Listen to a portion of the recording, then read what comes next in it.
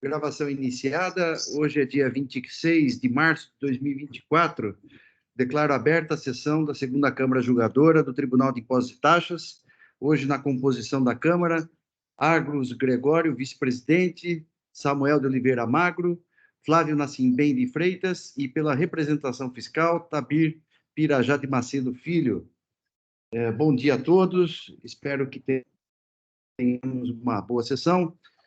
Nós temos 3 processos em pauta. Nós temos uma inscrição para sustentação oral, que é da Fidalgo Gouveia e Companhia Limitada, pelo contribuinte presente aqui, Dr. Felipe Mano, para sustentar oralmente. Já está registrado aqui a presença no EPAT do ilustre advogado. Eu vou fazer, eu sou o relator, então eu vou fazer aqui uma breve introdução, apresentar o processo e, em seguida, eu passo a palavra para o advogado sustentar oralmente. Então, é o seguinte: o presente processo diz respeito a 8 infrações. Os itens 1, 2, 3, 4, 5 e 6 serão analisados em conjunto porque diz respeito à falta de pagamento na aquisição de mercadorias sujeitas ao regime de substituição tributária, onde a aquisição das mercadorias foi através de fornecedor substituído considerado inidôneo. O item 7 diz respeito à falta de pagamento do ICMS-ST de mercadorias advindas de outros estados da federação, sem convênio ou protocolo relativo ao ICMS-ST. E o item 8 é falta de pagamento de ICMS-ST na qualidade de substituto tributário por se tratar de estabelecimento localizado nesse estado, que recebeu mercadorias dos estados de Minas Gerais e Pernambuco, com o qual o estado de São Paulo mantém protocolos de ICMS. O contribuinte sustenta várias alegações a título de preliminar, que eu não vou aqui relacionar, até porque provavelmente o advogado vai se manifestar, né? Quanto ao mérito, pede o cancelamento dos itens de 1 a 6, o 7 e o 8, tendo em vista que a alegação é de que é inaplicável o artigo 66C da Lei 6374/99. Esse é o fundamento principal, né? Onde, por se tratar de responsabilidade supletiva, deveria primeiro ser cobrado o contribuinte substituto, para depois cobrar e exigir do substituído, né? Existem outras alegações, mas essa é a principal.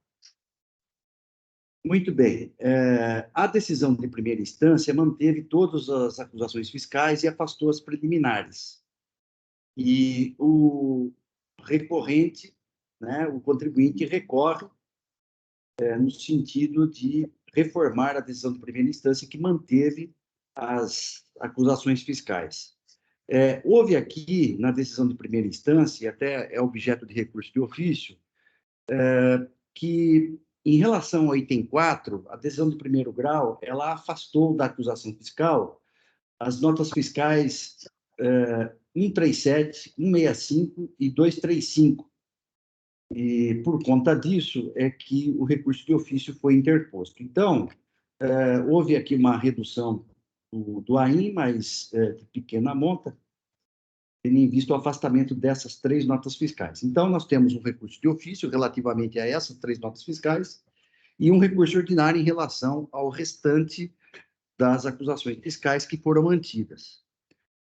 Feito esse breve resumo do processado, eu passo, então, a palavra ao ilustre advogado, Dr. Felipe Mano, para que apresente a sua sustentação oral pelo prazo regimental de 15 minutos.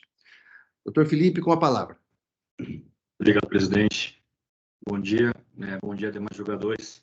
Eu trago aqui já um caso que, como já brevemente explicado pelo Dr. José Lourival, trata-se de duas autuações distintas, né? São uma autuação ali, eu diria, em relação ao item 1 a 6, são basicamente ali o mesmo assunto, só que envolvem fornecedores diferentes, e outra atuação que é pelo recebimento de mercadoria na condição de substituto tributário em decorrência da aquisição interestadual de mercadorias. Em todos esses casos, trata-se de aquisição de mercadoria classificada como bebidas alcoólicas. Tá? Dentre todas as mercadorias que a gente pode ali listar ali nos itens, nos demonstrativos 1 ao 8, são todas bebidas alcoólicas. Tá? Em relação ao que a legislação traz, eu gostaria de primeiro trazer uma breve explicação em relação a como que a lei paulista trata a substituição tributária nesse caso. O artigo 8º, inciso 26, alínea A, da Lei 6374 de 1989, fala que a responsabilidade pelo pagamento do ICMS-T em operações de bebidas alcoólicas deve ser feita pelo fabricante, pelo arrematante das mercadorias em leilão e pelo importador, certo? Nesse caso, como já brevemente mencionado pelo Dr. José Lourival, a autuação foi de aquisição de mercadorias de outros substituídos tributários. Isso pode ser visto também pelo CFOP das mercadorias, em que o fisco, por não ter vislumbrado o pagamento, a forma de pagamento do imposto, exige agora da recorrente o pagamento do ICMS-ST. O que é um completo absurdo, dado que, como a própria lei já traz, a responsabilidade é de terceiro. A responsabilidade de terceiro que não faz parte sequer da autuação. É do fabricante, do arrematante ou mesmo do importador. Eu trouxe aqui um breve desenho de como funciona a operação. Tá? Então, o responsável tributário, o substituto tributário é o fabricante, arrematante ou importador. A autuada está aqui. Ela adquiriu de outro substituído tributário. Essa tratativa aqui, na verdade, ela nada mais representa que uma violação ao próprio artigo 3 do CTN, o que diz respeito ali à cobrança de imposto na forma de sanção. Porque tanto o fiscal atuante aqui, como na decisão de primeira instância, a gente consegue vislumbrar uma única coisa, que é buscar a penalização da recorrente pelo recebimento de mercadoria baseada em mercadoria idônea, independentemente do que a legislação trata e do que a legislação disciplina em relação a isso. Como nesse auto de infração foi foi aplicada a responsabilidade supletiva, o que nós trouxemos? Olha, para aplicar o 2007, inciso 2, a linha B, que é o que está sendo trazido aqui pelo fiscal, você deve primeiro se voltar ao responsável tributário, verificar se existe pagamento, não verificando, é necessário que se olhe a GIA para depois facultar a notificação do responsável tributário, do substituto tributário, para, enfim, começar a cobrar o imposto. Tá? Eu gostaria de pedir licença para trazer um trecho do voto que foi proferido num julgamento do AIN 4005076 2, em relação à aplicação do 2007. Ele traz 4 regras em relação a como deve ser aplicado o 2007, inciso 2. É algo que não foi observado aqui pelo fiscal.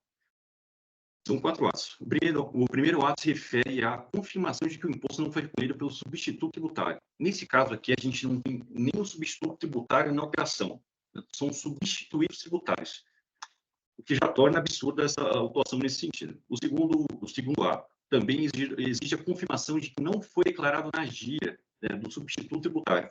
A gente não sabe nem quem é o substituto tributário. O fisco não trouxe nenhuma diligência, o fisco não foi atrás no momento do substituto tributário. É um estranho qualquer da relação. Pode ser importador, pode ser fabricante dessas mercadorias, nós não sabemos. Tá? Em relação ao terceiro ato, só é autorizada a cobrança do substituído quando em caso de comprovação de fraude, dolo ou omissão. Nesse caso, é muito claro que na época das operações, a empresa, todas as empresas, na verdade, elas estavam aptas, elas estavam emitindo nota fiscal, elas vendiam mercadoria normalmente. Assim, até diria, extrapola até o bom senso exigir de uma empresa, depois da declaração de inidoneidade, que é retroativa, olha, não cumpre ali os requisitos. E não cumpre por quê? Existe algum item da nota que não foi preenchido, que deveria ter sido preenchido e não foi? Existe alguma coisa ali no artigo 184, alguma conduta que exige ali a aplicação, por exemplo, do parágrafo 1º do artigo 59 do regulamento do ICMS? Não é apontado nada. O apontamento é que é exigido que a documentação seja idônea. Mas na época era idônea. Agora não é mais por conta de uma declaração retroativa, certo? E, bom, voltando aqui ao julgamento, desculpa, à leitura do voto, o quarto e último ato, após a verificação dos anteriores, o imposto pode ser cobrado pelos substituídos nos demais casos, desde que notificado para pagamento espontâneo, mas não fazendo, será lavrado auto de infração contra este. A gente claramente vê que, nesse caso, o fisco já partiu do quarto ato. Ele não viu o primeiro, nem o segundo, nem o terceiro. Tá? Essa autuação lavrada nesse sentido é bizarra ao ponto de falar, olha, o próprio consumidor final, por exemplo, que compra uma água, né, em qualquer estabelecimento, qualquer bar, mercado, restaurante, ele pode ser autuado pela compra, por não conseguir comprovar o pagamento disso, por não conseguir comprovar, por exemplo, a boa-fé. Olha, você tem comprovante de transporte das mercadorias? Não tenho. Eu sou um substituído tributário. Bom, nesse mesmo sentido, eu gostaria de destacar que foi julgado recentemente uma ação pela colina nona Câmara do Tribunal de São Paulo, em que foi cancelada uma atuação exatamente igual a essa. Não é perfeitamente igual, porque naquele caso existia também a imputação da responsabilidade pelo pagamento do ICMS próprio, além do ICMS-T. E no julgamento que já transitou julgado materialmente, foi cancelada a auto-infração justamente porque não teria como se provar essa responsabilidade, não teria como se imputar essa responsabilidade para um substituído tributário, que é diferente de outro substituído tributário. Eu trouxe nos memoriais o número do julgamento e também isso consta no meu recurso ordinário. Bom, o que eu gostaria de trazer também, que foi até um ponto de destaque, um ponto de fundamento utilizado no julgamento do TJ de São Paulo, que foi justamente a aplicação do entendimento fixado no recurso especial repetitivo, que é o 931.727 do Rio Grande do Sul, o tema 160 do STJ. Nesse julgamento foi entendido que não existe responsabilidade entre o substituído tributário e o Estado. Onde existe a relação tributária? Entre o Estado e o substituto. É o único que é responsável pelo recolhimento e pela declaração desse imposto. Então, se de alguma forma não foi constatado ali, não foi verificado o pagamento, o Estado deve necessariamente se voltar ao substituto para exigir. Obviamente, existe ali as hipóteses de extensão da responsabilidade, da forma subsidiária, sim, existe. O artigo 128 permite a criação dessas hipóteses por lei. O problema é que deve haver, primeiro, uma relação entre o substituto e o Estado. A gente não pode simplesmente pegar uma figura, como aqui é destacada, em vermelho, e exigir o pagamento de imposto. Qual imposto? Ninguém recolhe nada nessa hipótese. Não tem um recolhimento de ICMS, não tem recolhimento de ICMS-T. Por quê? Porque o fisco, o Estado, preferindo simplificar a arrecadação, concentrou a arrecadação toda no fabricante, no importador ou no arrematante. Então, exigir isso de uma forma isolada, isso viola a própria sistemática da substituição tributária. Bom, essas aqui são as minhas considerações em relação aos itens 1 a 6. A gente claramente vê que o artigo 2067 foi violado. Existem outras também, vários pontos aqui que eu trouxe em relação à própria fundamentação e etc. Mas, enfim, também para não estender muito, eu já gostaria de falar em relação aos itens 7 e 8 do auto de infração, que faz parte também desse, eu diria, outro auto de infração que foi protocolado aqui dentro.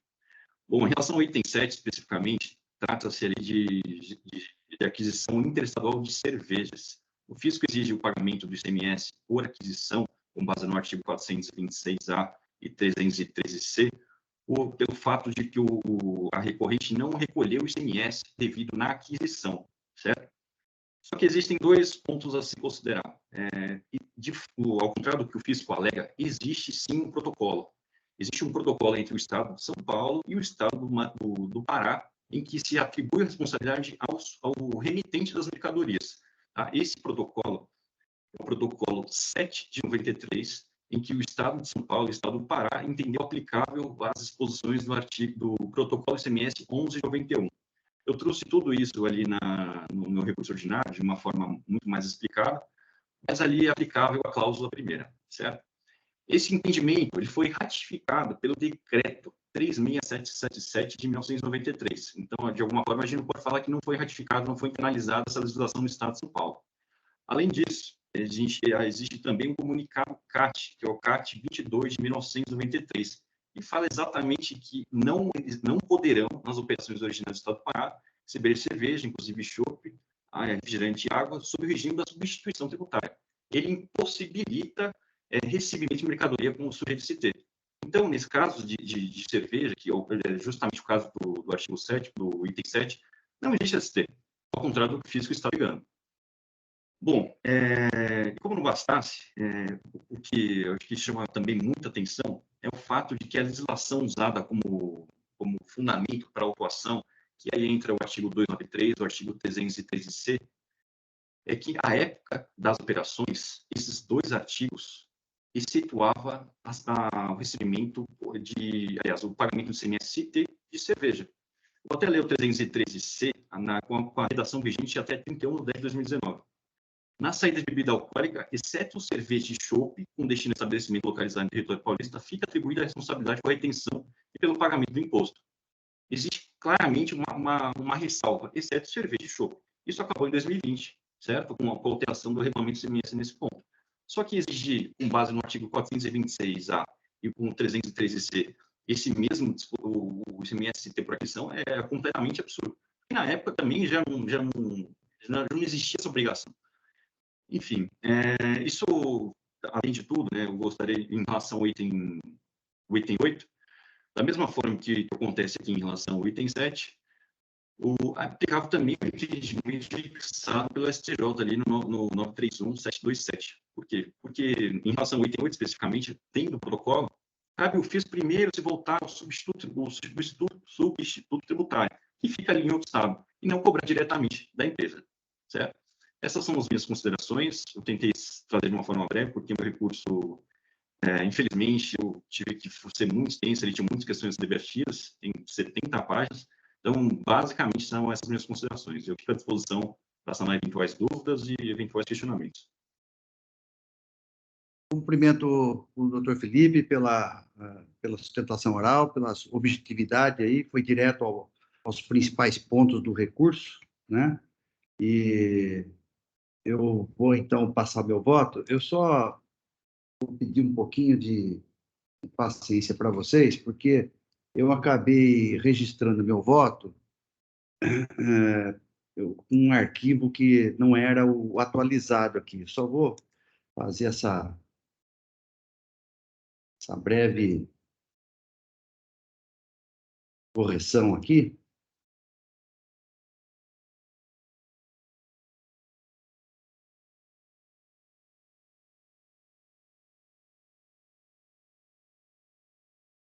Tá bem rápido.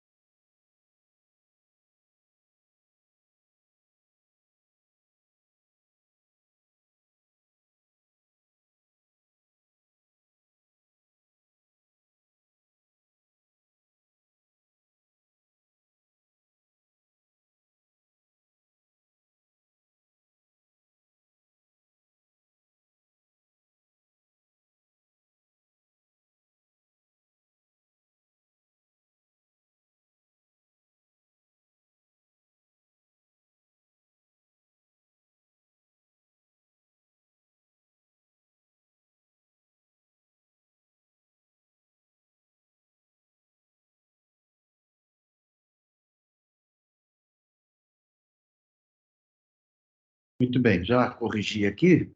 Eu utilizei aqui no registro um arquivo que estava desatualizado.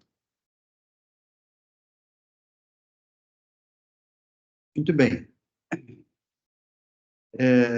Como eu já havia dito no início deste julgamento, né, no relatório sintético que eu fiz, são 8 acusações, do item 1 a 6 é um grupo de acusações fiscais, né, um grupo de acusação fiscal, e o item 7 diz respeito à falta de pagamento do ICMS-ST em relação a mercadorias advindas de outro estado sem protocolo, e o item 8, ICMS-ST,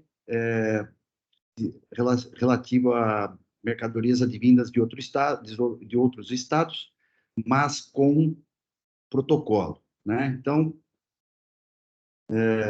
vou iniciar aqui pelo recurso de ofício, tentar sintetizar o meu voto, que é longo. Muito bem, recurso de ofício diz respeito à exclusão de 3 notas fiscais, a 137, a 165, 235, tendo em vista que no DDF foram incluídas essas notas fiscais da filial, que não constou da acusação fiscal, não constou do auto de infração.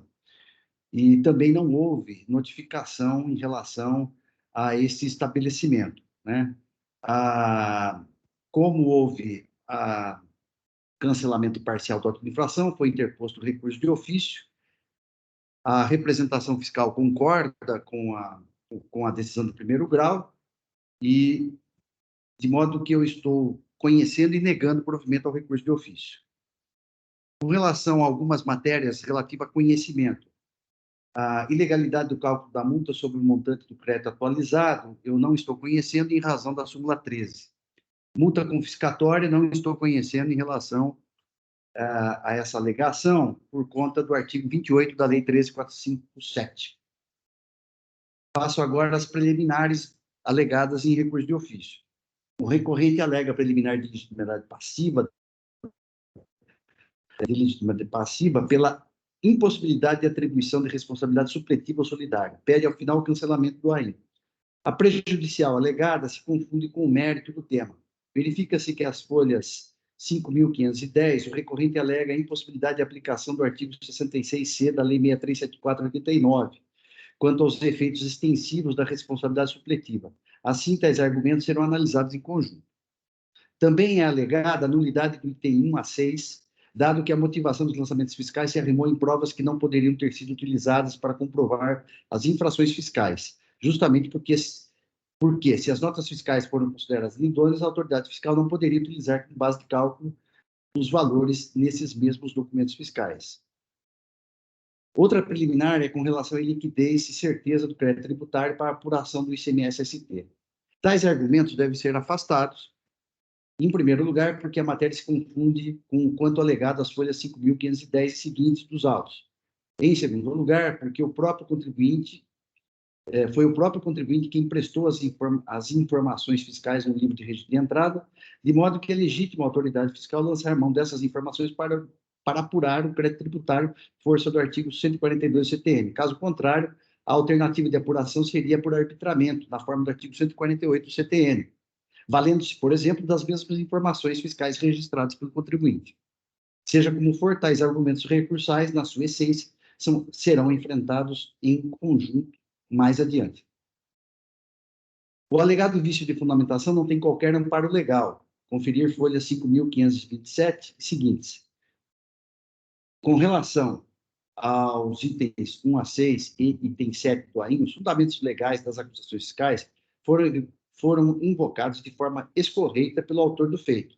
Os fatos descritos no auto de infração, fato de pagamento do ICMS-ST, se subsumem às hipóteses dos artigos 263, 303C, 313C, 313W do RICNES. Nesse sentido, me reporto aos fundamentos da decisão de primeiro grau, de folha 5.442, como razões de decidir, que aqui eu transcrevo o item 6 da decisão de primeiro grau a essas folhas. Mais adiante, quando a decisão de primeiro grau trata dessa alegação, enfrentando essa alegação quanto ao item 7, as folhas 5.453 e seguintes, a decisão de primeiro grau deixou assentado que, e aqui eu transcrevo os itens 8 até 15 para me reportar a esses fundamentos que adoto como razões de decidir. Efetivamente, em relação ao item 7, ao contrário do que o contribuinte sustentou, não havia acordo, protocolo entre os estados de São Paulo e o estado de origem das mercadorias. Logo, houve perfeita subsunção dos fatos à hipótese legal, conforme esmeradamente fundamentado pela decisão do primeiro grau. Rejeito, pois, as preliminares alegadas pelo contribuinte. Agora vou ao mérito. Eu vou analisar os itens 1 a 6 do AIN.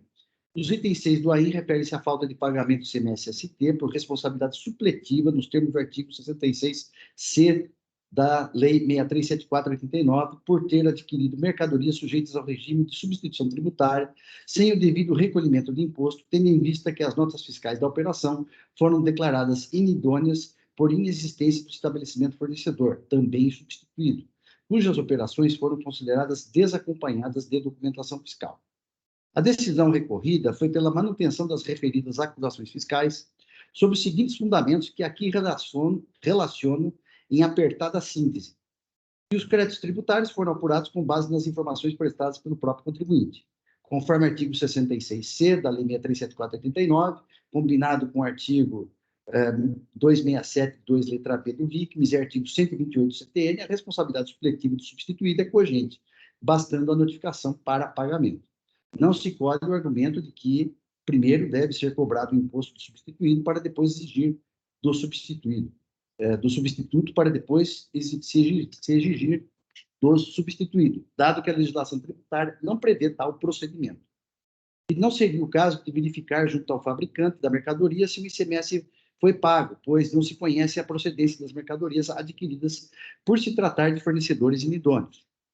Embora não seja fundamento das acusações fiscais, seria até mesmo o caso de solidariedade do artigo 9º, inciso 12 da Lei 6374/89, pois quando se adquire mercadoria desacompanhada de documentação fiscal inidônea, o adquirente concorre com a sonegação fiscal, segundo aqui deixou consignado a decisão do primeiro grau.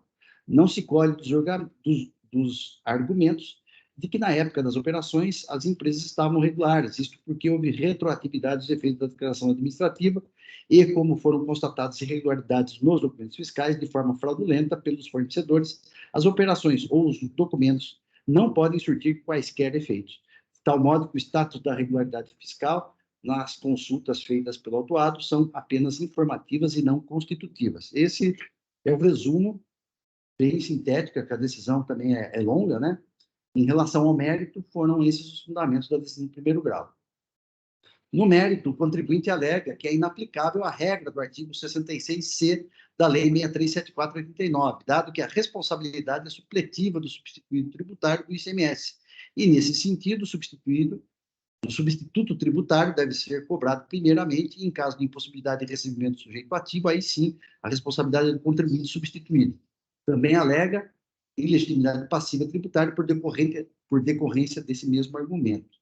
Em contrarrazões, de folha 5.681 e seguintes, a representação fiscal aduz que o não atendimento da notificação possibilita a lavratura de AIN, conforme artigo 267b do RICMES, e que a hipótese da linha A, do inciso 2 do artigo 267 do RICMES, prevê a possibilidade de cobrança do CMST do contribuinte substituído quando se verifica dolo, fraude e simulação, conforme precedentes da Câmara Superior. Diz também que a Câmara Superior tem entendimento de que, no caso do substituto ser declarado inidôneo, o substituído tributário poderá ser cobrado, pois se a origem da mercadoria é desconhecida, não é possível verificar o recolhimento do imposto. Resumidamente, são as contrarrazões da representação fiscal.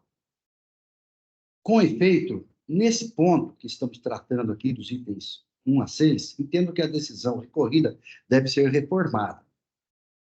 Fato incontroverso é que está sendo exigido em face do autuado o ICMS-ST com fundamento no artigo 60, com fundamento no artigo 66.6 da Lei 6374/89, combinado com o artigo 267.2b, relativamente aos itens 1 a 6 do RICMES, de modo que não estamos diante de uma infração subjetiva com imputação de dolo, fraude ou simulação, artigo 267.2, letra A do RICMES. De outra parte, não se trata de aproveitamento de crédito decorrente de documentos fiscais inidôneos por força do artigo 59, parágrafo 3º, item 3 do RICMES, Assim, a questão da boa-fé e da efetividade das operações, no presente caso, a despeito das notas fiscais dos fornecedores tais, tais e tais, terem sido declaradas inidôneas, é juridicamente irrelevante para fins do artigo 509 do RICS. Dito isto, em primeiro lugar, devemos estabelecer a premissa de que a responsabilidade do substituído, no presente caso, é supletiva e não solidária, a propósito dos relatos das acusações fiscais. Neste eito, o Código Tributário Nacional, no artigo 128, ao cuidar da substituição tributária, estabelece claramente o caráter supletivo da responsabilidade da terceira pessoa, nos seguintes termos que aqui eu transcrevo. Destaque na substituição tributária, atribui-se a obrigação do débito ao contribuinte, que é o substituto tributário, mas a responsabilidade para a retenção e pagamento do tributo é de outrem, ou seja, do substituto tributário. Assim, nos próprios dizeres do artigo 128 do CTN, a norma preserva a responsabilidade tributária do contribuinte, não obstante a quitação do crédito tributário seja de outra. O artigo 66C da Lei 6374 de 89, faz uso dessa prerrogativa, nos seguintes termos que aqui eu transcrevo. A norma acima transcrita consagrou a responsabilidade supletiva do substituído tributário, de modo que somente após o substituto não quitar o débito e depois devidamente acionado é que se opera a responsabilidade do substituído. A cobrança direta do substituído, apenas por força de uma notificação prévia, não tem o condão de configurar a responsabilidade supletiva, pois não se coaduna com a natureza jurídica da responsabilidade subsidiária do artigo 128 do CTN. Fato consolidado neste processo é que não houve qualquer ato da Fazenda exigindo o imposto do substituto, nem mesmo por mera notificação, consoante consta da decisão recorrida de folhas 5.456 a 5.460, itens 18 a 36, de modo que não há que se falar em responsabilidade supletiva. Portanto, sem que haja prévia cobrança do responsável tributário, ou seja, do substituto tributário, inaplicável a responsabilidade do contribuinte substituído, sendo certo que a notificação prévia do que fala o artigo 267, letra B do RICS, é insuficiente.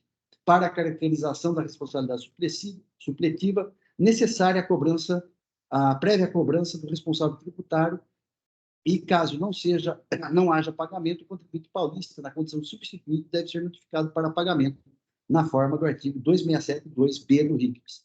Nesse sentido, há precedentes da Câmara Superior, como se vê, julgados proferidos nos acordos, eu cito aqui pelo menos 2 acordos, realmente são acordos mais antigos, há decisões, tenho ciência que há decisões da Câmara Superior mais recentes contra essa minha tese, né? Mas também há precedentes das câmaras julgadoras. Eu cito aqui 2 AINs da 10ª Câmara Julgadora e também um acórdão daqui da 2ª Câmara de minha relatoria. Provavelmente o Tabir já conhece essa decisão, a gente já enfrentou essa matéria aqui no mandato passado.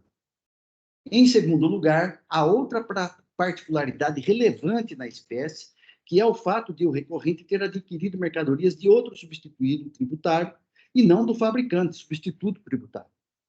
Com razão, o recorrente, ao alegar que o artigo 66C da Lei 6374 de 89 é inaplicável na espécie. A responsabilidade do contribuinte é supletiva, no primeiro plano, em relação ao substituto tributário, e não ao substituído, que figura na espécie como fornecedor intermediário na cadeia das operações comerciais, ainda que este seja idôneo, salvo no caso de solidariedade, se comprovado dolo, fraude, dissimulação ou conluio.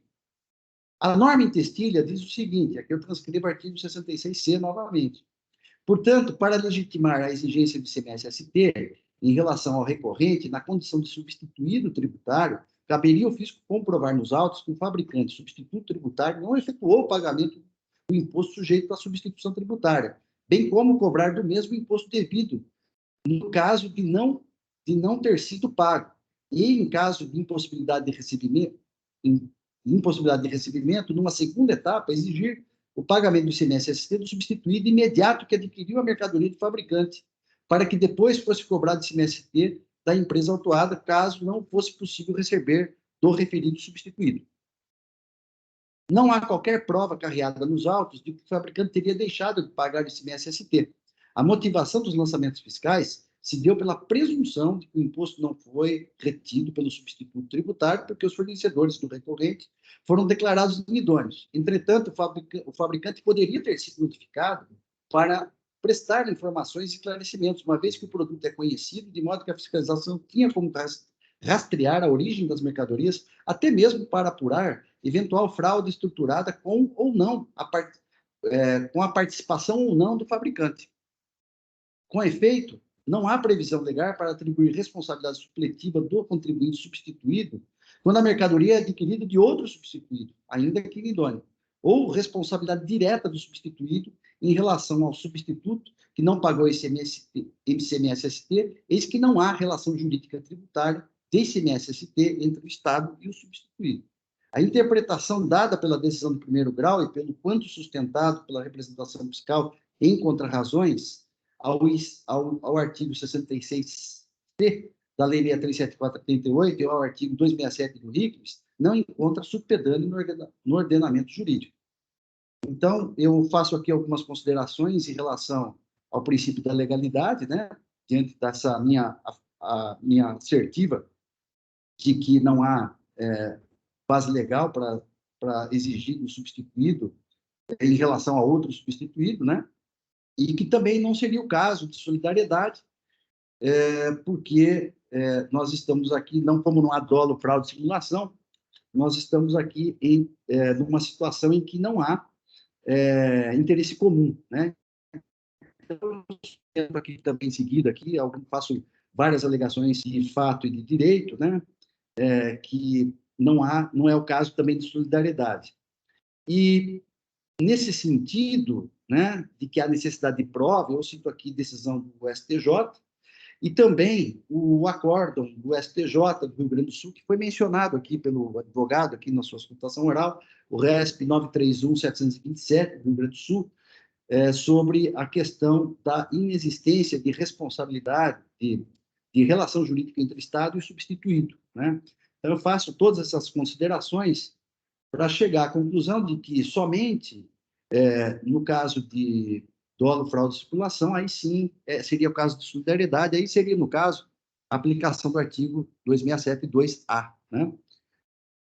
Eu destaco aqui também a questão do precedente que foi indicado pelo contribuinte aqui do Tribunal de Justiça do Estado de São Paulo, que também mencionou aqui na sua sustentação oral, o precedente do Tribunal de Justiça, apontado pelo recorrente às folhas 5.521, que, em caso muito semelhante, no qual ele mesmo figurou como autor da ação, entendeu-se pela inexistência de relação jurídica tributária entre o Estado, sujeito ativo e substituído, como se vê da seguinte ementa, né? Eu transcrevo aqui a ementa. Eu tive o cuidado aqui de dar uma olhada no sistema do ESAGE do tribunal. A questão de mérito, ela já transitou em julgado. Só não tem a certidão de trânsito em julgado do processo porque se discute valor de honorários advocatícios e sucumbência. Me parece que foi isso, né? Doutor, eu só vou, depois que eu terminar o voto, eu dou a palavra. Mas me parece que foi isso que eu vi lá no sistema, né? Então, já existe um trânsito de julgado material em relação ao mérito dessa questão aqui, né? Então, por tais razões, eu dou provimento ao apelo do particular para cancelar os itens 1, 2, 3, 4, 5 e 6 do AIM. Quanto ao item 4, existe aqui uma alegação específica que o recorrente, o sujeito, está cobrando duplicidade de CMS-ST em relação a mercadorias adquiridas da empresa JF Distribuidora, conforme indicado no item 4 do auto de infração. Então, ele alega aqui duplicidade, que essas mercadorias, essas operações estão sendo cobradas já em outro, ainda não poderia estar sendo cobrado aqui. Eu entendo aqui que não há prova suficiente do alegado, estou afastando. Então, se eu for vencido em relação ao cancelamento do item 4, juntamente com os demais, eu estou mantendo, então, o item 4 por falta de prova. Também tem uma alegação específica em relação ao item 7, que é a questão da não sujeição ao sistema do CMS-ST das operações de comercialização de cerveja, fornecedor situado no Pará e adquirente situado no estado de São Paulo, que é o caso do contribuinte, né? Ele alega a questão aqui do protocolo 7 de 1993. Essa questão ela já foi afastada lá na parte da preliminar. Então, eu também não estou acolhendo aqui estou afastando, rejeitando aqui essa alegação que tem aplicação protocolo 7 de 1993, que foi muito bem afastado ali pela decisão de primeira instância. Né? A decisão de primeira instância foi muito precisa, muito articulada nessa questão. Então, eu estou me reportando já aos fundamentos já lançados. Então, agora, derradeiramente aqui, nós temos aqui a questão uma alegação específica dos itens 7 e 8, ilegitimidade da exigência do ICMS-ST. No que tange aos itens 7 e 8 do AIM, o recorrente aduz, em mais um argumento recursal, que são improcedentes as autuações fiscais, porque o fisco paulista pretende o recebimento de imposto supostamente recolhido por contribuinte que figura como substituto tributário localizado em outra unidade da federação. Afirma, novamente, que caberia ao sujeito ativo a cobrança do substituto tributário que está situado em outra unidade da federação para depois cobrar o recorrente na condição de responsável supletivo da obrigação tributária.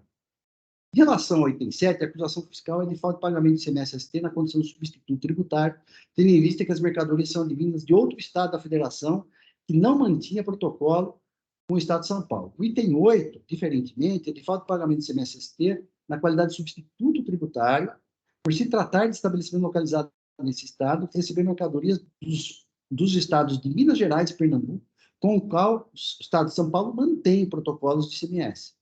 O apelo comporta provimento, mas por fundamento diverso do aduzido pelo recorrente, dado que em ambas as acusações fiscais, o fundamento da exigência também é com base no disposto no artigo 460-A do RICMES. Após a decisão do STF, no julgamento do RE 598-677 do Rio Grande do Sul, tema 456, a questão da não aplicabilidade do artigo 427-6A do RICMES está superada, por ser perfeitamente aplicável na espécie. Logo, a violação ao artigo 99 do CTN é insofismável, como veremos adiante. Então, aqui eu transcrevo os artigos 2º, parágrafo 3º A e o artigo 60, inciso 1, para demonstrar que a questão aqui do pagamento do imposto, o momento do pagamento do imposto, ele é regulado de forma... pagamento do imposto do ICMS-ST antecipado é regulado de forma genérica e relega para o Poder Executivo estabelecer a questão do critério temporal aí do pagamento do imposto, né? Então, ele relegou para o artigo 526-A, incisos 1 e 2, para o primeiro do RICMES, que é o que eu transcrevo.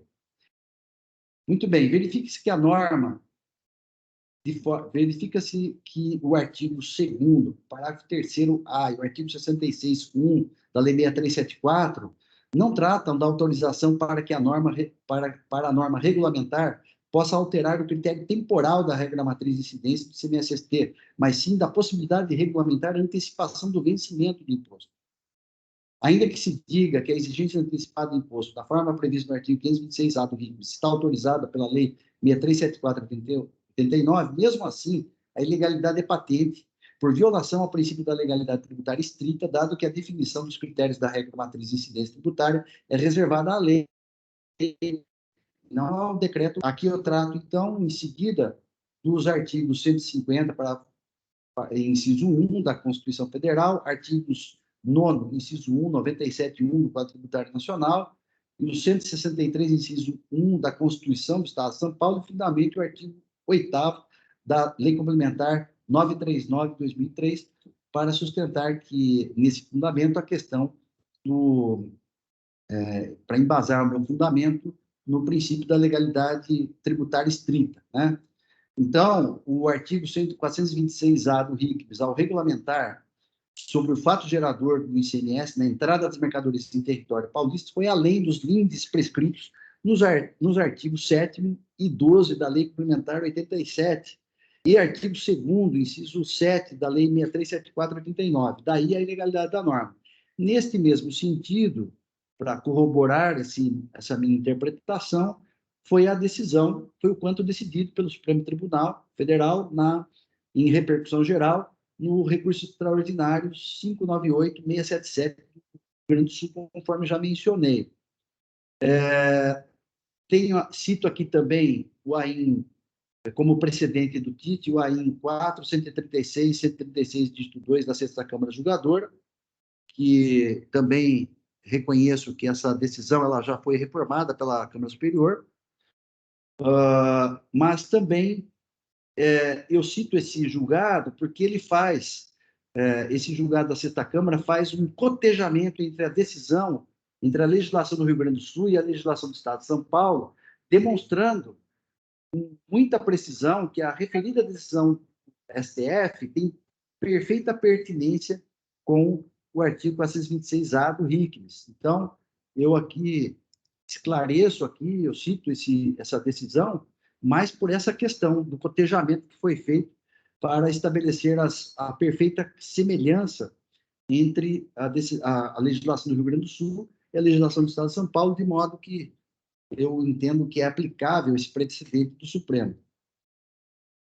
Destaque, o mesmo vício que acomete a legislação do Rio Grande do Sul se verifica na legislação tributária do Estado de São Paulo, mais precisamente em face do artigo 426-A do RICMES, consoante a intelecção do artigo 28 da Lei 13.457, combinado com o artigo 15, artigo 489, parágrafo 1º, inciso 6º e artigos 926 e 927 do CPC, ainda tendo em vista o efeito vinculante das decisões proferidas em relação à administração pública, força do artigo 28, parágrafo único da Lei 9868, reformulo o meu entendimento sobre a matéria para adotar o posicionamento sedimentado pelo STF, não obstante a violação ao artigo 99 do CTN, que também integra os fundamentos desse voto. Então, eu só queria destacar que eu tinha um entendimento favorável à tese do contribuinte em relação a essa questão do 460A, e após a decisão do Supremo, eu revi meu posicionamento, fazendo, não só por causa do Supremo, mas fazendo uma interpretação infralegal, infraconstitucional, para chegar a essas conclusões. Então, por tais fundamentos, eu provejo o apelo do particular para cancelar os itens 7 e 8. Ainda com relação ao item 8, não fosse a ilegalidade do artigo 460-A do RICMES, mesmo assim, o cancelamento é de rigor pelos mesmos fundamentos do cancelamento dos itens 1 a 6 do AIN. Efetivamente, havendo protocolo entre os estados, caberia ao fisco paulista cobrar o substituto tributário localizado no outro estado da federação ICMS-ST para depois cobrar do contribuinte paulista, este na condição de substituído. Então, eu estou também mais um fundamento adicional. No outro giro, também entendo que há erro de acusação, dado que o recorrente, no que diz respeito às operações descritas no item 8, não é substituto tributário, mas substituído, dado que a responsabilidade pela retenção do ICMS-ST é do fornecedor localizado em outro estado, Minas Gerais e Pernambuco. Vejamos o que diz o artigo 8º, inciso 26, letra A, letras A e B, parágrafo 7º, 8º, item 1 e parágrafo 9º da Lei 6374/89, que aqui eu transcrevo. Pela intelecção das regras transcritas, temos que em relação ao item 8, a responsabilidade é supletiva, isto é, na condição de substituído. Na medida em que o relato fiscal e o fundamento legal têm como premissa a condição do autuado como responsável pela retenção e pagamento do ICMS-ST, substituto tributário, o erro na eleição do sujeito passivo acarreta erro de direito, autorizando o cancelamento da acusação fiscal. Faço outras considerações aqui sobre o instituto aqui, que eu sustento do erro de acusação, né? E, então, com esses fundamentos adicionais, eu estou cancelando também um outro fundamento, o item 8º. Se vencido com relação aos fundamentos deste voto, quanto ao item 7, a acusação fiscal deve ser mantida. Conforme restou assentado no tópico anterior e por ocasião da apreciação das preliminares, o estado de origem das mercadorias não tinha protocolo, isso em relação às operações do item 7, tá? De modo que o recorrente, nessas operações, é substituto tributário não substituído, configurando a infração perpetrada nos moldes do artigo 267.2, letra B, combinado com os artigos 277, 293, 313C, 313X do RICMES. Então, eu estou, em súmula, cancelando os itens 7 e 8 do AIN, e se vencido com relação a esses fundamentos, eu mantenho, então, o item 7. Então, eu conheço do recurso de ofício e nego o provimento. Conheço em parte do recurso ordinário e dou provimento para cancelar os itens 1, 2, 3, 4, 5, 6, 7 e 8 do AIM, nos termos do fundamentado. Esse é o meu voto. Só me desculpem aí a extensão, mas eu precisava ler o voto. Tinha algumas particularidades que o advogado, em respeito ao advogado presente, acho que era importante também eu ler o voto, pelo menos nas principais partes, né? Esse entendimento, esse meu entendimento manifestado aqui já é conhecido da Câmara, né? Não é novidade, essas questões já foram debatidas, né, Tabir, como eu já disse, né? Nas nossas sessões aí do ano passado, do ano retrasado, né? Então, o processo, então, está em discussão.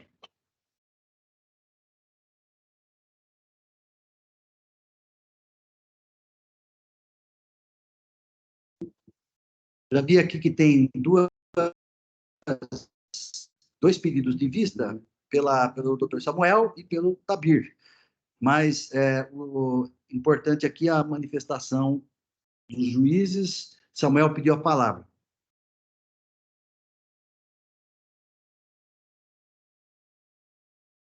Está sem áudio, Samuel. Bom, inicialmente, bom dia a todos, né? Também parabenizando o Dr. Felipe aí pela sustentação oral, objetividade, levando aos pontos fundamentais, e fundamentalmente parabenizando aí o senhor presidente, relator desse processo, e o seu voto, né, que na verdade é uma lição de direito. E que pese toda a maravilha do voto com os fundamentos, eu concordo em quase na totalidade. Eu dei minhas ressalvas quanto à aplicação desses princípios, desses fundamentos, nesse caso especificamente, né? Por exemplo, com relação à responsabilidade supletiva do Estado, por ele ser um substituído também, que comprou de um outro substituído. O que os autos assim, mostram para a gente escancaradamente, né, é que ele é o primeiro elemento, né, de toda a cadeia de circulação dessa mercadoria, né? E o autuado, não existe nada antes do autuado, né? Nada pode ser dito antes do autuado, né? Efetivamente, não há nenhuma dúvida, a única com relação aos vendedores, aos supostos vendedores das mercadorias, né? Realmente, a questão de não existe. Se a Ford 1 é uma garagem, outra é uma residência, outra é um depósito que nunca, jamais, ninguém viu uma garrafa de bebida sendo comercializada naquele endereço. Ou seja, efetivamente, não há dúvida de que a autuada não adquiriu as mercadorias de que ele falou, não há dúvida disso.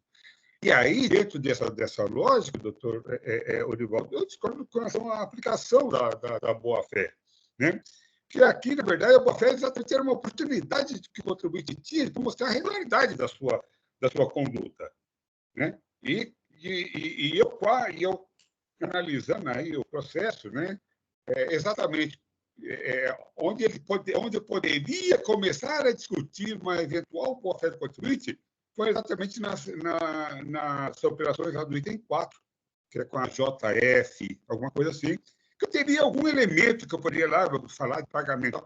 Todos os demais, o contribuinte não conseguiu, mas não, assim, ele não comprovou, que ele também não fez prova de que ele comprou de quem ele falou que comprou, né? Ele fez milhões de reais de pagamento em dinheiro, supostamente. Naquele em que eu tenho um rastreamento de pagamento, ele pagou a terceiros. Você é o seguinte, eu comprei de A e recebi a nota de B, né? Então, ainda que eu pudesse concordar com relação a toda a tese jurídica colocada com relação à sua atividade, no caso dos autos é impossível. O contribuinte é o primeiro elemento que o fisco tem para rastrear essa mercadoria. Ah, não, mas tem fabricante. Não, eu não tenho fabricante. Nada pode ser dito do que aconteceu antes. Eu não sei se essa mercadoria é mercadoria falsa, eu não sei se era mercadoria roubada, eu não sei se era mercadoria que foi descartada pelo fabricante. Eu não sei nada dessas mercadorias. Nada, absolutamente nada pode ser dito com relação às circulações anteriores dessa mercadoria. Por quê? Porque elas não circularam anteriormente, né? Porque não existia. Então, o fato é, o autuado, ele é o primeiro elo visível de toda a cadeia de circulação das mercadorias, né? Ele poderia, né? Ele fala, não, olha, de fato, ó, rastrei. Eu confesso que eu não comprei do A, mas olha aqui, ó, vai lá no B, que está lá, que eu paguei para ele, vai lá, faça rastreamento. Não, o fisco não tem rastreamento nenhum para fazer. Ele vai rastrear onde? Onde é que ele vai? Ele vai ter que ir de quem vendeu. Quem vendeu não existe. Olha, se quem vendeu não existe, nada pode ser dito antes, porque certamente a indústria também não vendeu para ninguém, né? A indústria não vendeu para isso, porque isso não existia. Ah, não, mas pode ter 15 cadeias, 15 operações antes. É impossível ao fisco, é uma tarefa impossível. Não se pode exigir isso do fisco, porque essa é uma tarefa impossível.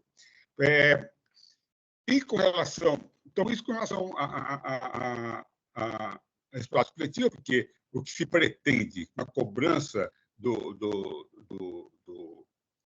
interior, o contribuinte autuado, ele impediu o fisco de rastrear essa mercadoria. Eu não posso exigir do fisco essa conduta, né? Então, e com relação sobre a questão também do convênio, aí é uma questão que realmente eu me atentei, não olhei lá aí, eu até por isso eu estou pedindo vista dos autos, vou dar uma olhada que não me parece assim, que o fiscal teria deixado passar algo assim, ou seja, tem um protocolo, que aí realmente é uma dúvida, tem havendo protocolo de pagamento, né? Mas me parece que a questão lá não é outra, parece que me parece, não sei, pelo que eu li, o protocolo ele é unilateral, né? Ou seja, se São Paulo vender para outros estados, sim, mas aí o paulista é o substituto, o paulista tem que recolher para o estado de destino, mas não há protocolo no sentido contrário. Então, isso eu precisaria só dar uma olhada, e concordo plenamente. Se não há o protocolo, né, então, realmente, se há o protocolo, estabelecendo a responsabilidade para o estado de destino, a obrigação é do remetente, né? Eu também não olhei essa questão a fundo, até por isso também que estou pedindo visto dos autos. No mais, né, mais uma vez, parabenizo, né, nem poderia ser diferente, né? Já conhece há muito tempo os autos e o entendimento do doutor Orivaldo, né, dos fundamentos, sólidos fundamentos que ele coloca no seu voto. Tá bom, senhor? Presidente, obrigado. Parece que tem bastante gente querendo falar. Obrigado, Samuel. Quem pediu a palavra pela ordem aqui foi o Tabir. Em seguida, eu passo a palavra para o Flávio. Doutor Felipe, depois dos debates, eu lhe passo a palavra. Obrigado, doutor Livaldo, cumprimentar a todos, o doutor Felipe também, pela brilhante sustentação oral. Em realidade, eu concordo com o que o Samuel colocou, se as operações fossem regulares, eu creio que essa questão de ser supletivo, nenhum de nós estaria discutindo aqui, não é? Mas justamente pela inidoneidade dos supostos fornecedores é que a questão muda um pouco de figura. Eu tentei até preparar alguma coisa para já trazer pronta, mas eu realmente não consegui pela qualidade do voto do senhor, que é impossível de fazer no curto prazo. Eu tinha algumas questões que nós já discutimos bastante, inclusive com relação ao 426A, né, que essa parte já estava mais preparada, mas realmente eu não consegui. Então, eu também, por causa disso, eu estou pedindo vista, porque é um trabalho hercúleo aqui que eu não vou conseguir fazer assim no curto prazo, mesmo vou precisar de um pouquinho mais de tempo para pensar. Mas seria só isso mesmo. Não, realmente, Tabir, o voto é longo, acho que justifica aí o pedido de vista, sem problema nenhum. Perfeito. Aliás, já está até concedido aqui. Muito obrigado. Você bem, você com a palavra. Assim, se eu fosse titular dessa Câmara, eu pediria a vista conjuntamente. Por quê? Porque é bem interessante essa relação entre inidoneidade e a subsidiariedade. Será que nesse caso você tem como cobrar do outro primeiro? Então, eu pediria, como eu não sou titular dessa Câmara e duas pessoas 2 brilhantes doutores da Câmara já pediram, então vou esperar para depois ler os votos de vocês. É isso, gente. Obrigado, Flávio. O doutor Argos, vice-presidente, pediu a palavra também. Bom, presidente, bom dia a todos. Sem me estender muito nos cumprimentos aqui, todos recebam aqui meus cumprimentos. Presidente, primeiro, claro, parabenizar aqui pelo teor do voto, eu acho que é um voto denso, muito bem lançado, muito bem abordadas as questões. É evidente que a discussão aqui, ela vai ser aqui, ter como núcleo a questão da subsidiariedade ou supletividade da responsabilidade tributária. Conceitualmente, eu acho muito difícil divergir do senhor, no sentido de que temos conceitos aqui definidos pelo legislador. Então, é assim, caso você não encontre o responsável, caso você esgote todas as possibilidades de exigir o tributo do responsável, só assim, com o esgotamento de todas as tentativas, de todos os meios possíveis, você iria no supletivo, no subsidiário, chame como quiser.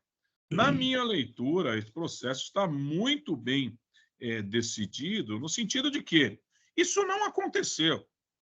Eu sou sensível aos argumentos do Dr. Samuel, no sentido de que, mas espera aí, então pode ter havido uma participação assim, assado, olha, não há nada que tenha acontecido antes, realmente não tinha uma sala, não tinha uma venda de garrafa, não tinha... muito provável que essas afirmações sejam verdadeiras, doutor Samuel. Muito provável que a sua análise está correta. Porém, o que se analisa aqui não é isso. O que se analisa aqui é qual foi o papel do fisco diante desta autuação. Ele fez o que deveria ter feito? Ele autuou da maneira correta que, gostemos ou não, foi definida pelo legislador do ponto de vista conceitual, inclusive.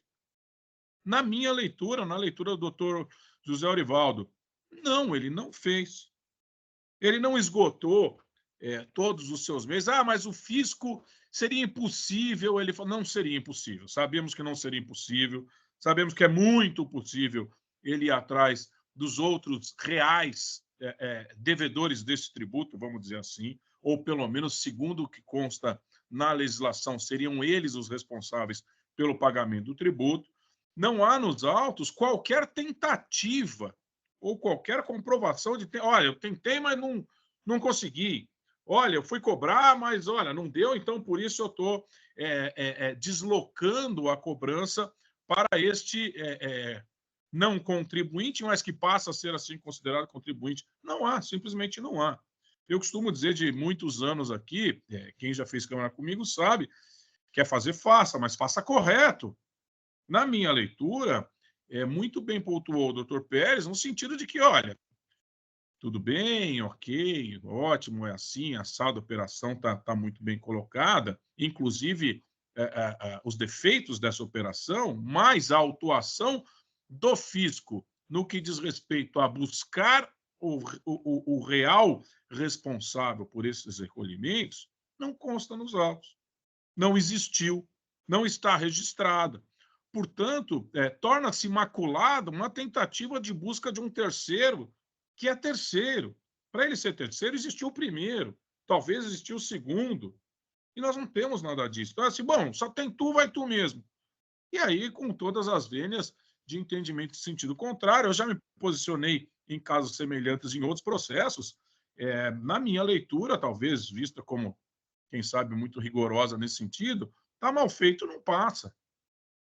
Não pode passar, nós não podemos chancelar o procedimento, ainda que nós saibamos que talvez essas operações não sejam ali as mais corretas, as mais comprovadas. Uma coisa não justifica a outra, um erro não justifica o outro. Olha, o contribuinte errou, na verdade, o real contribuinte errou ali, em participação com um terceiro, um quarto, um quinto. Primeira coisa, não existe a acusação de dolo, fraude e simulação. Se existisse, nada do que eu estou dizendo aqui valeria. Se o fiscal dissesse, olha, foi o seguinte, essa operação é fraudulenta, não tinha uma garrafa vendida, como colocou aqui o doutor Samuel, absolutamente incompatível o tamanho, o volume, as quantias, o dinheiro pago em papel, moeda em espécie, nada disso é compatível. Isso é uma tremenda de uma fraude. Nessa fraude, conta-se com hora autuado. Por quê? Porque comprou, porque emitiu nota fria, porque não comprou, porque não pagou, porque não é crível o pagamento de milhões de reais em dinheiro e tal. Se isso existisse nesses autos, estava constituída a fraude. Se tivesse constituída a fraude, mas não tem nenhuma dúvida que você vai atrás de qualquer um dessa fraude. Mas não é o que aconteceu. Portanto, a despeito de entendimento em sentido contrário, na minha leitura, está absolutamente bem lançado o magistral voto do doutor Pérez. Só tem uma única eventual divergência, doutor Pérez, que quando retornar aos autos, talvez ali eu me manifeste, se assim mantiver o entendimento, que é com relação ao item 7. Eu realmente eu sou absolutamente sensível a todos os argumentos aí utilizados para os outros itens e entendo que os argumentos são os mesmos, se não semelhantes, com relação ao item 7. Mas a questão de o senhor mesmo colocar o argumento de que, então, mas ali não tinha convênio. Não tendo convênio, não tenho que argumentar. Eu também acho que está certo. Não tendo convênio, não tenho que argumentar. Só que aí fica no dito pelo não dito. Bom, por este argumento, o item 7 seria mantido, porque não tem convênio. Mas todo o contexto está aqui colocado, e o contexto é idêntico. O contexto não se pode atribuir responsabilidade direta para um terceiro sem que se atribua responsabilidade para quem de direito. Portanto, eu manifestaria uma divergência quanto a esse argumento de se, no caso, não fosse acompanhado no item 7. Mas eu acompanho por todo o contexto dos outros itens, que se aplica absolutamente ao item 7. Então, essa parte eventualmente até entrar em divergência, mas toda sorte acho que não, porque todo o resto está muito bem colocado. Eu fico realmente ansioso para ver as posições tanto do Dr. Samuel quanto do Dr. Tabir, que são pessoas competentíssimas e certamente vão fazer uma outra análise do caso, mas inicialmente eu já manifesto aqui a minha manifesta concordância com a sua fundamentação, Dr. Pérez. Obrigado, doutor Argos. A minha grande preocupação desse voto foi essa questão aí do inidôneo, né? E como bem colocou o doutor Argos, nós não estamos aqui trabalhando com a hipótese de uma infração subjetiva, ou seja, aquela que é imputada dolo, fraude e simulação. A infração é por falta de pagamento de ICMS-ST. Então, você tem que cobrar do substituto, independentemente de quem está na cadeia ali, porque essa é a regra. Aí, se tivesse cobrado do substituto, aí sim, diante dessa situação de inidoneidade, eu acho que seria até dispensável a cobrança do substituído. Claro, né? Vai em qualquer um. Porque aí realmente... Aí sim, mas o substituto nem foi acionado. Não foi feita uma notificação para esclarecimento do substituto. Olha, você está aqui com esse lote de mercadorias que eu até coloquei no voto, são mercadorias rastreáveis, porque, afinal de contas, se sabe qual é o produto. Tanto sabe qual é o produto que está sendo cobrado de ICMS-ST. Se não se soubesse qual era o produto, ia cobrar falta de pagamento de imposto, ia ser uma infração por nota fiscal inidônea, não seria por ST. Se a gente sabe que é ICMS-ST, é porque a gente sabe qual é o produto. Se sabe qual é o produto, sabe quem é o substituto. Sem dúvida. Então, isso me causou muita reflexão, né? Então, por isso que eu fui nessa linha de que precisaria o substituto ter sido acionado, né? Pelo menos, né? Mas, assim, as ponderações do Samuel são, assim, também muito pertinentes, né? Ele falando aqui me fez refletir de novo, porque eu estava refletindo antes de começar o voto. Mas assim, durante os debates, eu fui, né, me convencendo aqui da do meu voto. Mas o doutor Felipe também pediu a palavra aí, doutor Felipe, é uma questão de fato, né? Exatamente. É uma questão de fato. Eu queria falar em relação ao julgamento que você já tinha comentado ali do Dão na Câmara. Já teve o trânsito material, efetivamente, inclusive já foi baixado o débito no TIT, tá? O auto de infração já foi baixado, até a Procuradoria pediu a baixa. Em relação às tratativas aqui, tem um outro ponto em relação ao item 7, tá? Que é um argumento a mais, que a legislação aplicava à época, eu até mencionei aqui na minha sustentação, a legislação aplicava à época excetuava cerveja, então é inaplicável o 313C. Tá? Não sei se esse ponto foi tratado em momento no voto, mas eu estou vendo aqui os debates em relação ao item 7. Existe também essa questão. O 313 não é aplicado a cervejas, tá? Porque não estava sujeito à substituição tributária à época. A legislação mudou de 19, que é quando terminou as operações ali, as últimas operações autuadas, para 2020. Era cerveja e mais alguma bebida, né? Cerveja, chopes, água de coco, se não me engano. Alguma outra coisa. Mudou a legislação efetivamente. Excetuava cerveja e chopp. Chopp, pronto. Muito bem, obrigado pelos esclarecimentos, doutor Felipe. Obrigado. Bom, muito bem, diante da intervenção de todos, eu concedi vista aqui, o processo vai sair em vista para o doutor Samuel e para o Tabir, representando do fisco, né? Então, eu estou encerrando o julgamento desse processo, em virtude da concessão de vistas, e os debates prosseguirão com certeza. Muito bem, obrigado pela presença, doutor Felipe. Passamos, então, ao próximo processo da pauta. Próximo processo da pauta, usina Santa Rita, o AIN é o 5.011.525. Relator, doutor Samuel de Oliveira Magro. Já registrei a desistência da sustentação oral. Então, eu passo a palavra ao doutor Samuel para que apresente o voto. Doutor Samuel, com a palavra. Obrigado, presidente. Como o contribuinte está presente para a redação oral, eu vou apenas fazer o resumo do voto, que você já tiver acesso a ele também, né? Já estava disponibilizado. Então, vou meter aqui as questões fundamentais, né?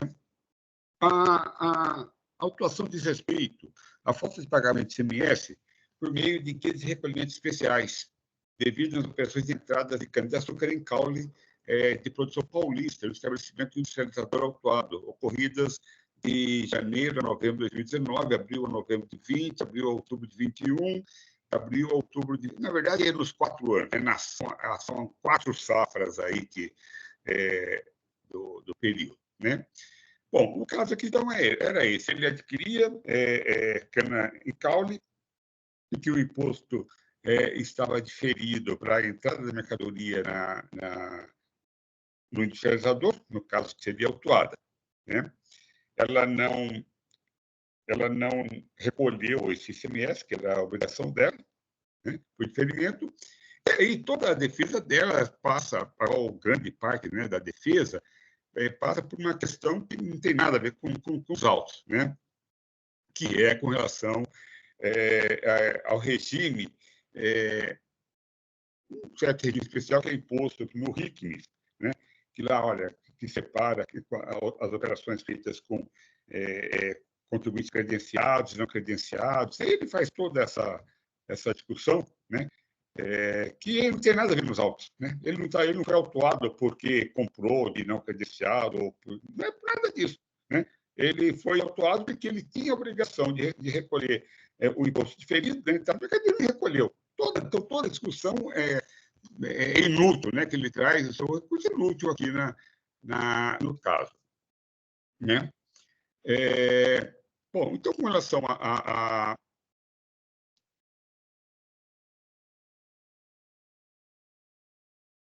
Então, ele discute aqui a questão que a lei não coloca a entrada de mercadoria como faturador e fala, também não tem nada a ver essa questão, porque o faturador não mudou, fotogerador da mercadoria continua sendo a saída da mercadoria do estabelecimento, né, no caso do produtor da cana e caule. Quando saiu, incidiu o imposto. Nada mudou em relação a isso. O que mudou foi a questão de uma substituição tributária que é legal, né, que coloca a obrigação dele, né, o adquirente da mercadoria, pagar esse imposto. Aí ele entra também com outra discussão aqui, que também com relação a uma suposta compensação, né? Não há compensação nenhuma, porque ele recolheu o imposto, não há imposto a ser compensado, né? E dentro de uma lógica, ele teria direito, né? Ele teria direito a esse imposto concreto. E isso não é uma lógica verdadeira, né? Não é uma lógica verdadeira, porque, como ele me coloca, a maior parte das saídas deles não são tributadas, né? Então, ele não teria direito a esse imposto, então também não há nenhum sentido nesse argumento aqui da compensação. Ele pede aqui uma redução da multa com base numa decisão do STF. Eu coloco que essa decisão ela não vincula o órgão de julgamento, né?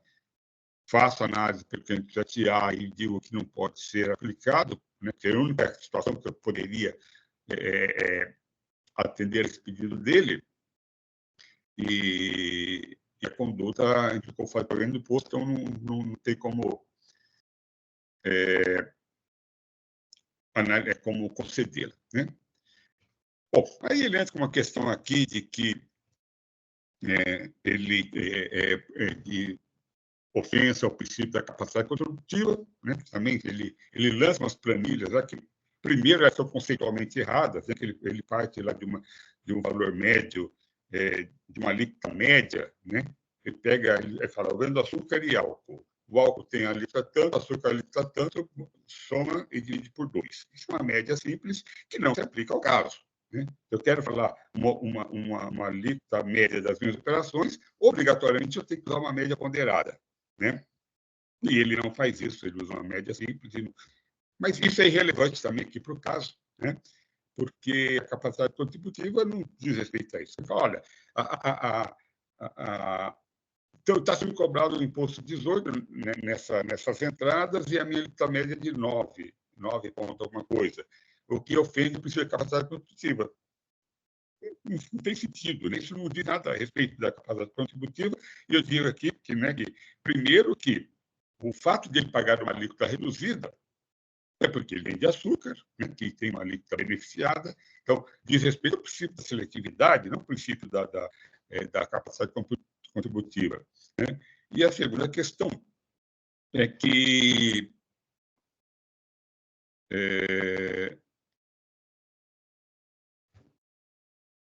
assim, essa alíquota de 18% é aplicada sobre a capacidade contributiva. Quando eu discuti, a gente fala, olha, qual o contribuinte tem ou não de capacidade de pagar esse imposto está sendo, né,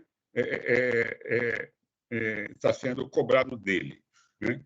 E a alíquota não me diz isso, ela me diz isso, o que me diz é uma conjunção da alíquota com a base de cálculo.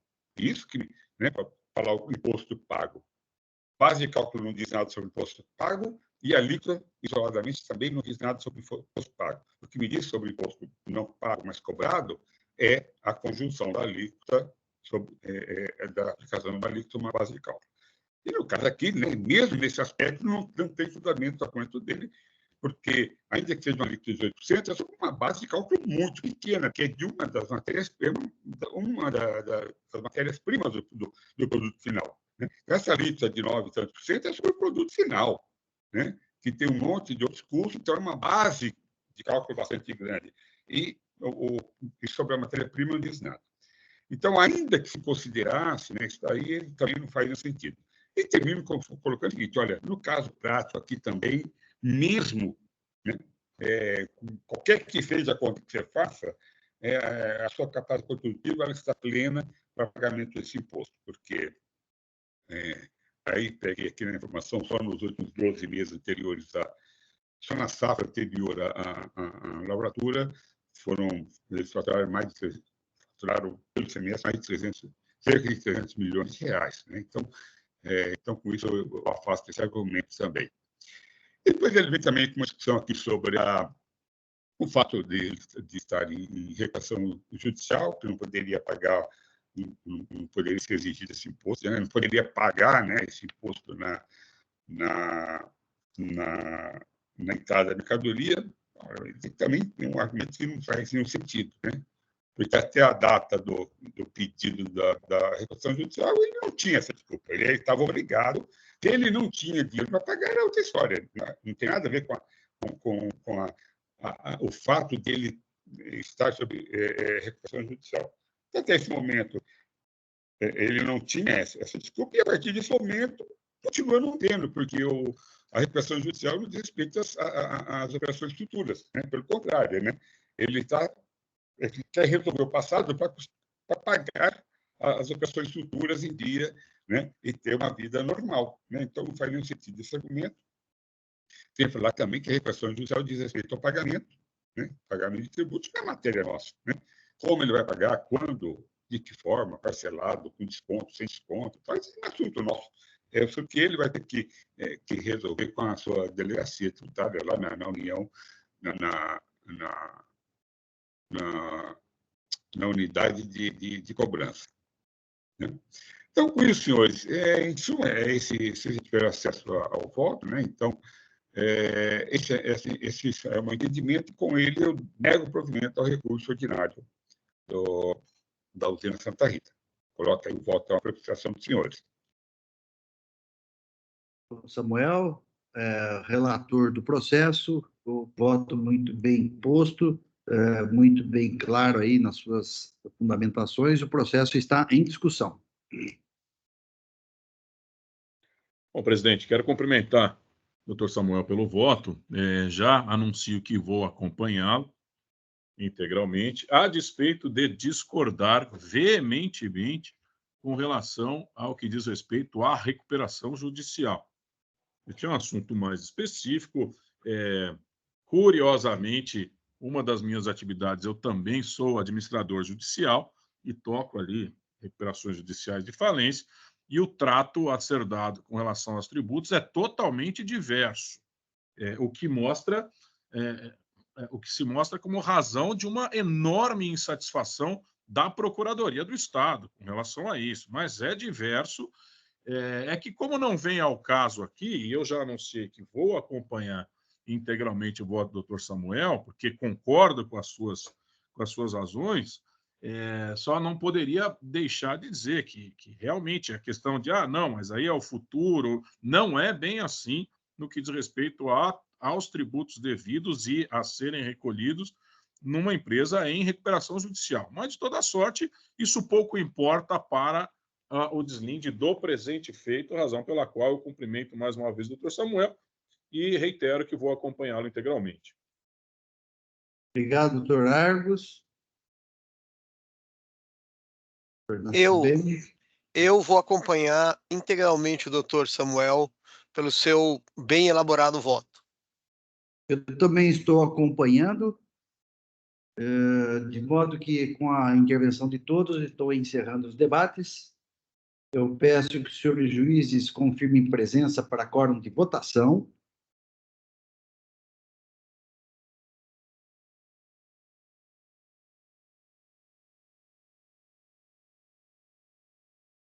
Todos confirmados, processo em votação.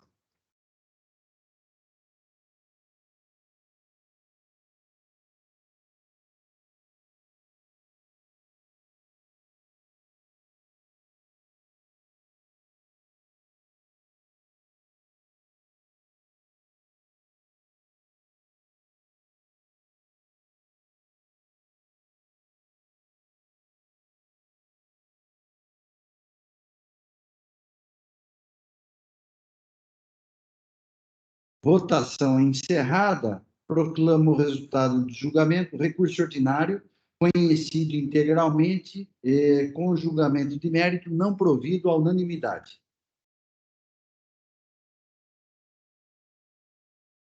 Julgamento encerrado. Passamos, então, ao próximo processo da pauta.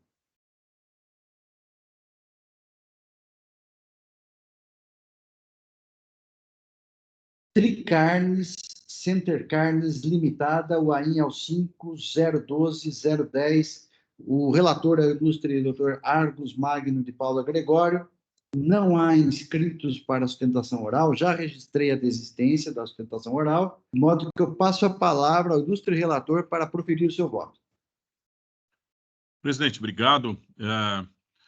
Esse processo ele é relativamente simples, a despeito de ter dado ali um grande trabalho no que diz respeito à verificação e ao cotejo do quanto argumentado pelo contribuinte e as provas constantes dos autos, né? Na verdade, trata-se de uma única infração, né, que é falta de pagamento de ICMS, decorrente de operações de saída de mercadorias tributadas e omitidas do fisco, apurado por meio de levantamento fiscal, né? E, curiosamente, aqui temos uma argumentação preliminar de que o lançamento não preencheria os requisitos do CTN, coisa que eu estou afastando, é mais do que sabida essa argumentação, mas sem qualquer fundamento aqui fático ou jurídico, esses argumentos são afastados, e mais ainda que havia cerceamento ao contraditório e ampla defesa, pois o pedido de diligência não teria sido atendido,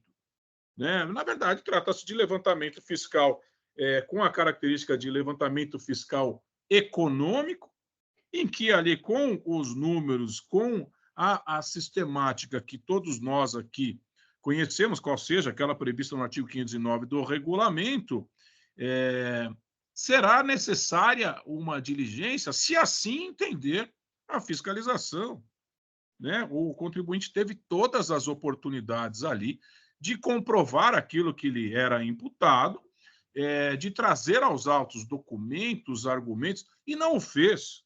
Portanto, dizer que sofreu um atentado à ampla defesa e ao contraditório porque pediu ou sugeriu a realização de diligência e essa diligência não foi feita, é um argumento que não subsiste, né? Uma outra... Essas são as duas preliminares que, de plano, aqui eu já afasto, né? Aí, com relação aos argumentos de mérito, eu vou de trás para frente. Ele traz o argumento clássico aqui de que a multa seria confiscatória e que os juros seriam abusivos. Os juros já são Selic. Então, a argumentação já se desfaz por ela própria, né? Então, tem que ser aplicado Selic, mas já foi aplicado Selic. Então, não existe mais essa argumentação. A multa, o fato de ser confiscatória ou não, nós somos impedidos aqui pelo artigo 28, eu não tenho nem como abordar esse tema, né? Uma vez que a lei é válida, vigente e eficaz. Eu não vou entrar nesse mérito, eu estou afastando esses argumentos. Ele diz que a alíquota aplicável seria de 12%, e não de 18%, por se tratar de cana-de-açúcar, e, essencialmente, ele tece considerações aqui sobre duas consultas tributárias. Então, eu só vou me fiar aqui de uma maneira muito resumida no que diz respeito à história das consultas tributárias, mas eu digo sem qualquer medo de errar. Elas não, ou os efeitos dela, não são aqui aplicáveis ao caso concreto, né? De toda forma, como eu digo aqui, a gente reconhece o esforço do patrono da causa, mas eu digo aqui que as coisas não se aplicam ao caso contrário, né?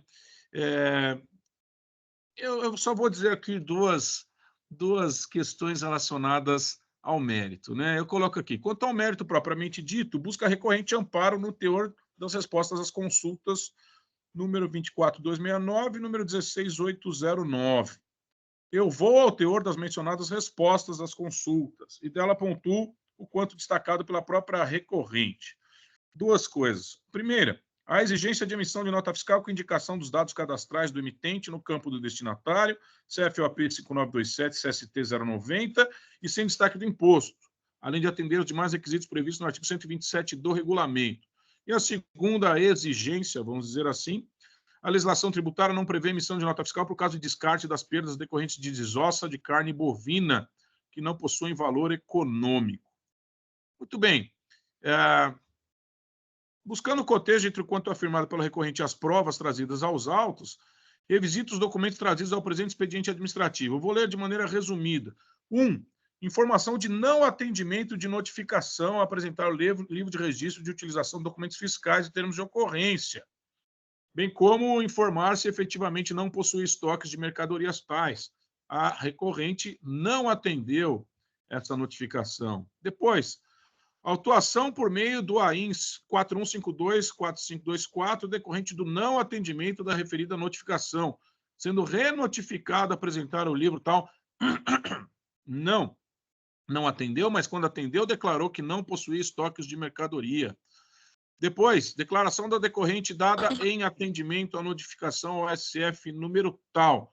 Ela está dizendo aqui, declara que não tem estoque a declarar, pois a maior parte de suas compras são de produtos perecíveis e não gera estoque. Assim que a mercadoria entra em estoque, a venda desses produtos é de imediato. Além desses produtos, a empresa efetua a compra de produtos não perecíveis. Porém, suas compras são por semana, em poucas quantidades, sendo assim, tem alta rotatividade, não dá tempo de gerar estoque. Isso disse a própria recorrente.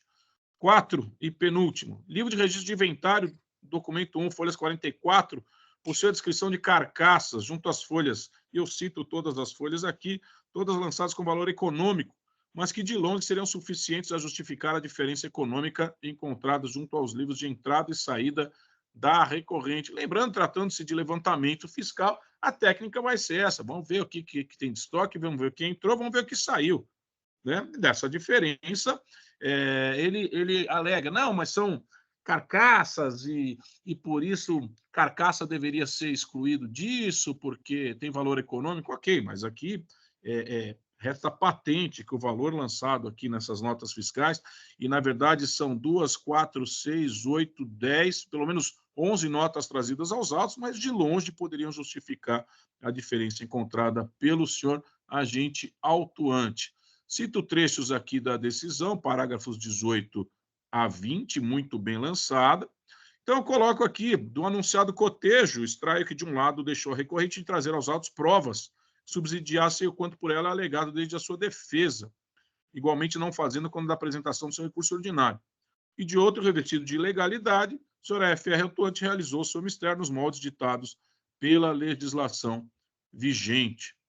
Portanto, presidente, eu coloco aqui a imprestabilidade das consultas, porque não há qualquer comprovação do quanto alegado ou mesmo documento que demonstre ter a recorrente, durante o período de tal, se utilizado daquele CFOP que eu citei acima, a que se refere a invocada solução de consulta.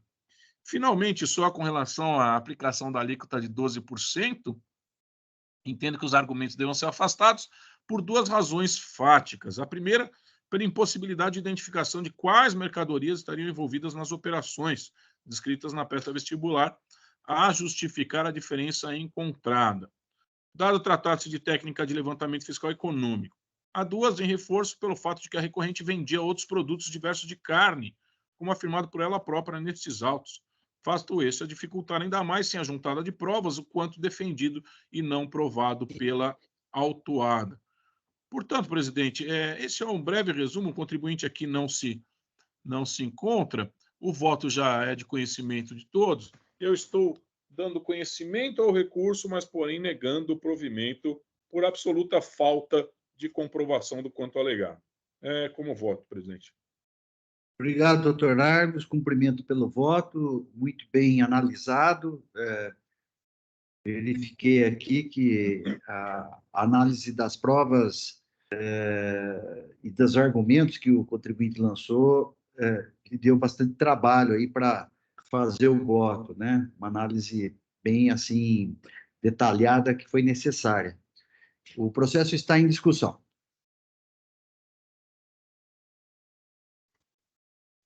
Eu acompanho sem nenhuma ressalva.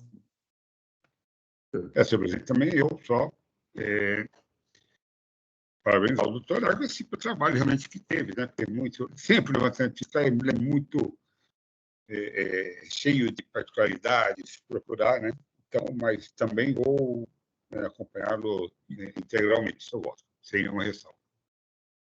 Eu também acompanho o ilustre relator, sem qualquer ressalva.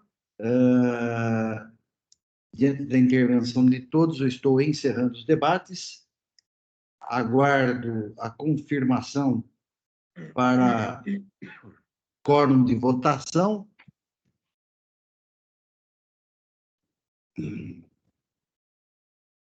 Todos confirmados, processo em votação.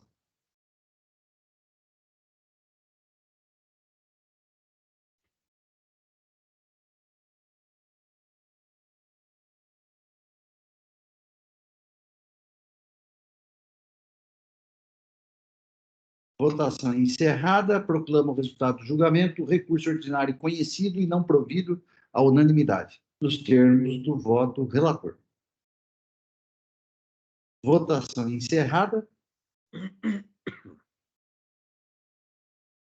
Com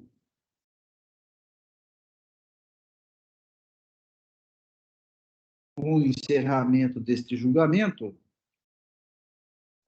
nós cumprimos, então, a pauta de hoje. Apenas a Fidalgo saiu em vista e os demais processos foram julgados no mérito. Então, eu declaro encerrada a sessão de hoje da segunda Câmara Julgadora. Estou encerrando o empate à nossa sessão. Sessão encerrada. Eu peço, então, que o Oswaldo encerre a sessão, a gravação. Eu agradeço aí a presença de todos, desejo aí uma boa semana.